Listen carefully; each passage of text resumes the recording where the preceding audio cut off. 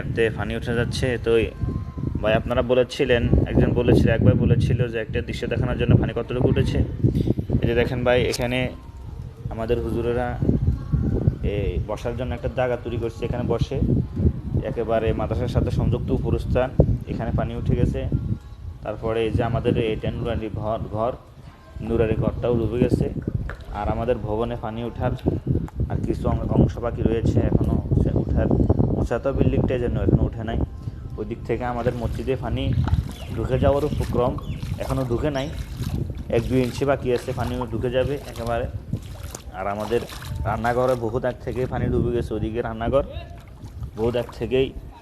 এই কারণে মাদ্রাসা অনেক আগ থেকে বন্ধ। ওই যে এখানে দেখতেছেন, এটা হচ্ছে রান্নাঘর, রান্নাঘরও পানি ঢুকে গেছে। এটারই অনেক পানি, এই মাটি ইত্যাদিতে পানি। ওইদিকে যে এলাকা আছে এলাকাতেও অনেক পানি, যার কারণে মানুষেরা সবাই শুধু কলেজ ইত্যাদি যারা আছে, আমাদের মাদ্রাসা অনেকেই অবস্থান করেছে, এবং পাশে যে কলেজ আছে, কলেজ সরকারি কলেজে অনেক মানুষ অবস্থান করেছে।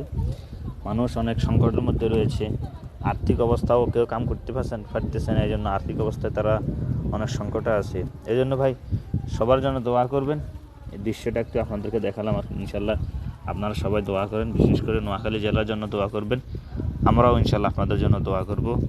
ঠিক আছে, আসসালামু আলাইকুম ওয়া রাহমাতুল্লাহ।